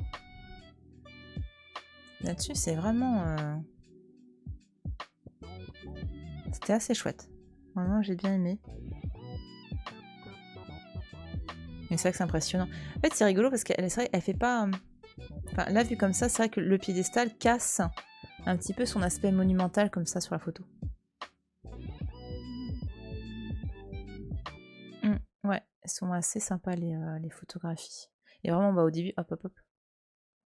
Je remets un petit peu, mais voilà, t'avais des photos aussi comme ça où tu voyais vraiment dans l'atelier, en fait, quand on était à Paris, l'assemblage des différents morceaux, ouais. Ouais. Et j'ai vu en bas, donc quand tu cliquais sur une photo en bas, t'as des trucs comme ça là. Oh, intérieur de... Oh putain, ça peut être rigolo ça. Mais ça, c'est... Ah, on sait pas qui a fait ça. Voilà, je pense que ça représente bien. Alors, intérieur d'un bâtiment en ruine, probablement une église. Donc on manque le plafond, sauf ouais, une poutre là, de colonnes, machin. Ah oui, il y a des hommes qui sont en train de monter apparemment sur la... Qu'est-ce que vous faites là? Comment ça? Qu'est-ce que je fais là? Ça aussi c'est beau comme photo, hein. J'aime bien ce genre de... Oh, ça a dû brûler ça.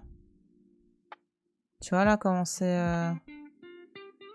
Comment c'est sombre, ça a dû cramer. Peut-être une... Par contre, il n'y a pas marqué c'est où. Alors c'est pas... ouais, c'est compliqué, hein.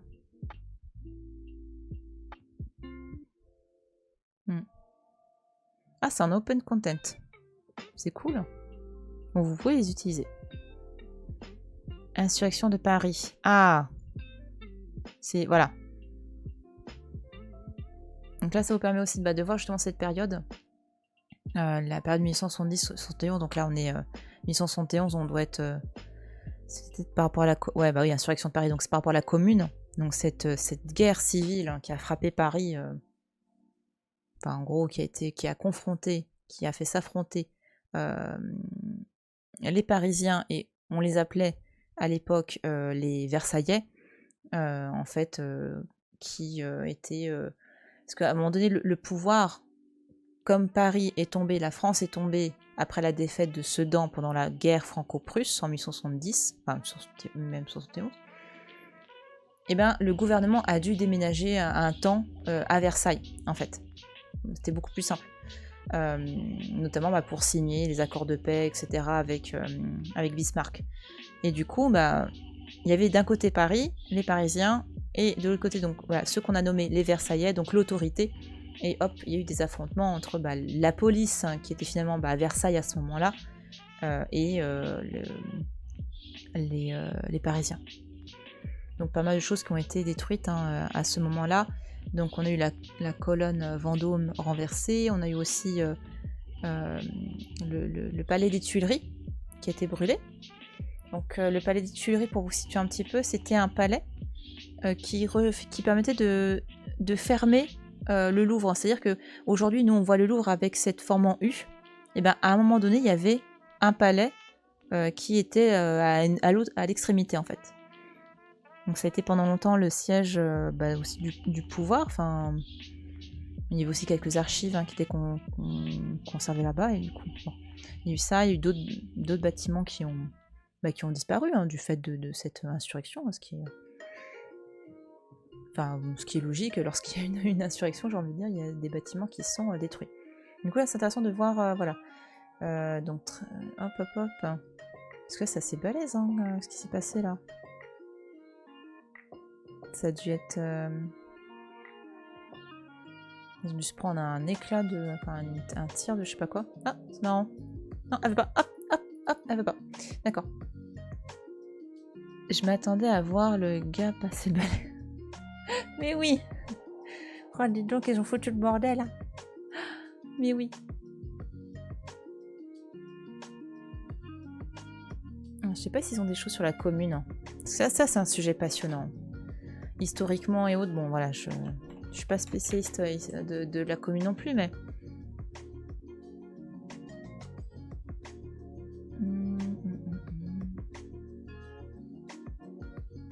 On n'a pas...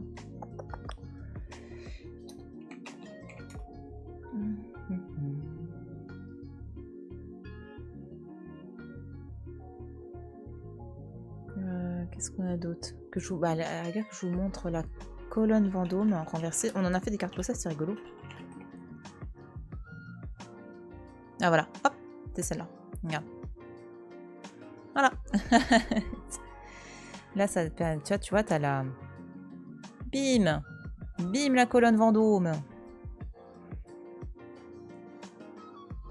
C'est quoi donc ce site? Il y a moyen de zioter, de prendre des références de photos, peinture, je dis pas non.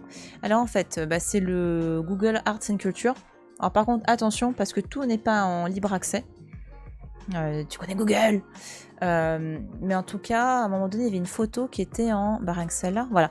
Bah, en gros, finalement, c'est un peu quoi... Bah, c'est la plateforme qui va relier plusieurs institutions. Et si tu veux des photos top de qualité... là tu peux parce que ça vient du Metropolitan Museum et le Metropolitan Museum c'est un... Je kiffe ce musée, j'y suis jamais allée mais je l'aime parce que ils font énormément de choses en ligne. Ils pensent à l'accessibilité, t'as plein de choses. Rien que, attends, je vais te montrer le site. Si t'as besoin d'images libres de droit, t'as le Metropolitan Museum. J'oublie le muséum.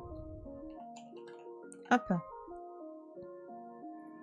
Voilà, donc quand tu es sur le site, hein, c'est bon, tu vois bien, donc tu vas dans Art Collection du Metropolitan Museum, tu vas dans Open Access Artwork, et là, tu as tout un tas d'œuvres.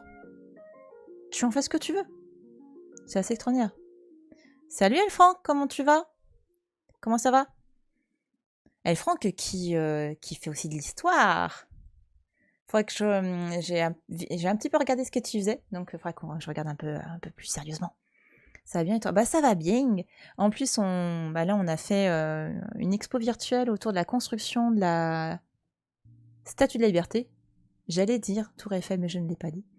Et là, bah, du coup, on fait un petit débrief de tout ça. Et là, je montre par exemple le site du Metropolitan Museum. On peut avoir plein d'œuvres, des très belles images, des reproductions d'œuvres d'art qu'on peut réutiliser comme on veut, même à des fins commerciales. Hein. Donc, faites-vous plaisir. Si vous avez... moi, je sais que c'est quelque chose... cette collection-là, j'utilise énormément pour les cours que je fais sur ma plateforme de cours en ligne au Bonheur des Arts. Donc, soit je prends des photos moi-même dans les musées, soit je prends sur des plateformes comme ça où c'est libre.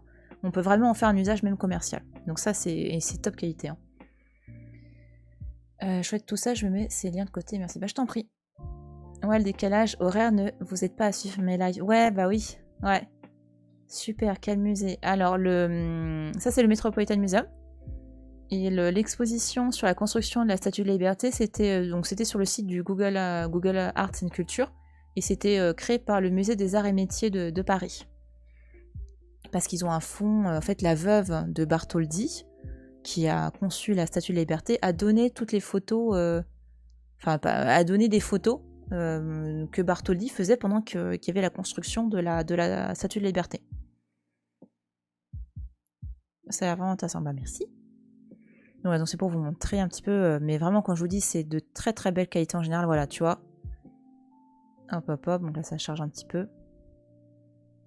Voilà, tu vois, et ça c'est... Tu vois, tu peux zoomer pas mal quand même. Hein. Et c'est vraiment des photos de belle qualité que tu peux utiliser vraiment. Voilà, comme tu veux. Et puis après, tu as des recommandations. Et le moteur de recherche, bon, après par contre, il faut le faire en anglais, hein, ta recherche. Mais en tout cas, tu as... je trouve que c'est un des sites les plus agréables à utiliser quand tu recherches des œuvres. Je sais pas, tu vois, tu tapes Jewel. Et t'as plein de choses. Enfin, tu vois, rien que pour de temps en temps te faire plaisir, tu vois. Tu tapes un mot-clé et tu regardes les choses. Et ça fait un bien fou, quoi. Parce que t'as des choses vraiment très très belles et tu vois, genre, je sais pas, ça c'est super joli, quoi. Voilà. Tu vois à quel point ça peut être beau. Parce que parfois, quand t'es en musée, bon, voilà, je remets pas en question le fait d'aller dans un musée avec la proximité que tu peux avoir avec les œuvres. Mais parfois, ça peut être délicat d'avoir une œuvre d'aussi près, en fait. Enfin, ça peut être... voilà. C'est des photos qui a été... Mais grave, et tu vois, tu dis ça, tu peux utiliser si tu veux pour... Vraiment pour faire ce que tu as envie. Ça peut être ton fond d'écran, ça peut être pour une publication, si tu as envie de... pas sur les réseaux sociaux. Ouais, c'est vraiment... tu en fais ce que tu veux, tout ça. Ah, ça c'est chouette. En plus, ça c'est un sujet que j'aime beaucoup. C'est les armes. Les armes qui ne servent pas. C'est-à-dire que à partir de la Renaissance, une arme, en gros, on sait qu'elle sert à rien. On est dans la tradition médiévale de la démonstration de ton statut social, c'est-à-dire d'avoir une arme, ça montre qui tu es, ton statut. Mais comme ça sert plus à rien parce que on combat plus, bon déjà en tant que... Enfin, en général, t'as pas forcément des armes qui servent à se battre pendant la Renaissance. Eh bien, les armes, elles persistent, elles restent, mais ça devient des objets de décoration incroyables, quoi. C'est de l'ostentatoire pur et dur. Les mini-têtes de bébés sur les gares sont spéciales. Ouais, oui, j'avoue. C'était un peu spécial, ouais. Yep, carrément, voir les ornements et autres décorations, impossible à voir d'aussi près. Voilà. Et parfois, t'as des vitrines... Enfin, des vitrines, je comprends je ne la remets pas en question, mais parfois, les vitrines, ça te ruine, en fait, parce qu'il y a des reflets, t'arrives pas à voir, il suffit que ce soit un peu sombre. Oh. Enfin, tu vas dans certaines... Oh, ça a l'air beau, ça. Parfois, tu vas dans le Louvre, t'as certaines salles, oh, mais c'est pas éclairé, c'est l'enfer. Regarde-moi ce travail de la taille d'ivoire, quoi. Ah, c'est beau, et toi enfin, c'est une photo top qualité, quoi. Ça te permet de voir vraiment le détail de tout ça, quoi.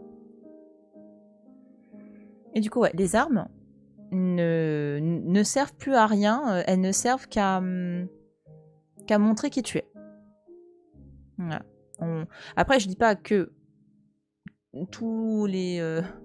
que tout est... Enfin, tu te bats encore à la Renaissance, attention, c'est juste que tu vas vraiment avoir des... certaines armes pour ça, mais globalement... bon, voilà, il y a moins de... Ce sont moins des armes qui servent, hein, ce sont vraiment des... voilà, l'idée c'est de montrer qui tu es. C'est de mettre ton blaze, tu vois. Mettre ton logo un peu partout. Ça c'est de l'émail. Hey, salut Todd. Bienvenue. Toi qui aimes la culture, installe-toi. Donc l'émail, techniquement, c'est tout bête.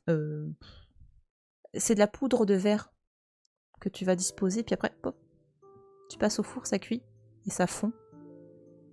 Enfin, ça pour moi, c'est de l'émail. Ouais. Attends, non.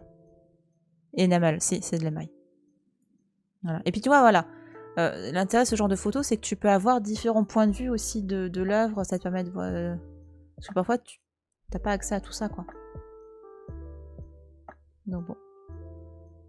Voilà. Et aussi, avec le Google Arts and Culture, tu vas voir ce qu'ils appellent des histoires. Donc en gros, ce qu'on fait, des expos virtuelles. Donc soit ça a la forme très développée, type 3D et tout, et parfois c'est comme ce qu'on vient de faire, un texte avec des photos de qualité, etc.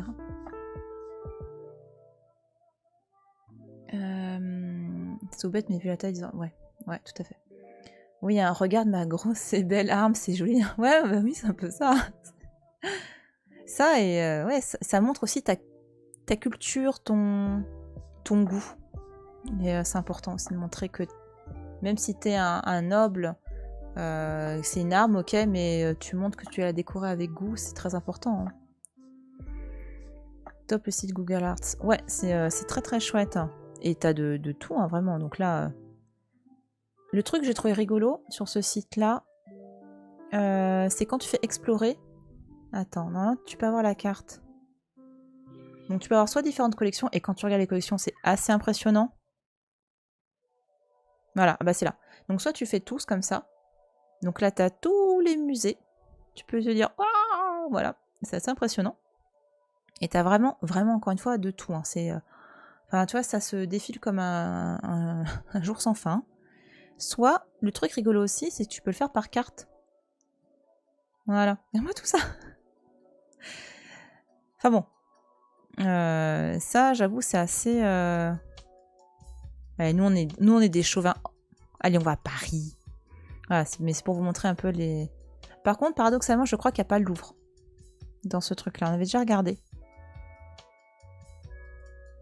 Mais t'as énormément de choses, quoi. Là-dessus, c'est assez impressionnant.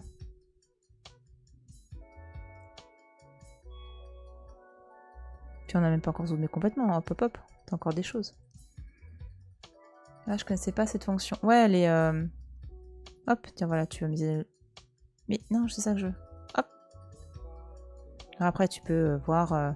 soit t'as que des photos, soit t'as des parcours, des expos. Ah, t'as une visite virtuelle. Tu peux explorer. Voilà. Donc on avait ça. On avait fait ça avec le musée d'Orsay. On avait pris le Google Street View dans le musée d'Orsay. Bon là, bon après le musée de l'Orangerie, t'as vite fait le tour, hein. Mais ça peut être... alors attends. Du coup. Ah tiens, à proximité, qu'est-ce qu'il y a? Ah non, non, non, le géolocalisme. Non, non. Laisse-moi tranquille, au secours. Non, bon. Ça, qu'est-ce qu'on... Ah, t'as vu par là-bas. L'Art Nouveau. C'est chouette, l'Art Nouveau. Est-ce qu'il y a des expos sur ça? Alors, Zoom into the Kiss, est-ce que... Ça pourrait être rigolo de vous faire une expo, aussi une expo virtuelle sur ça. Ah, c'est rigolo ça. Fashion and Style. Gustave Klimt. La femme dans l'Art Nouveau.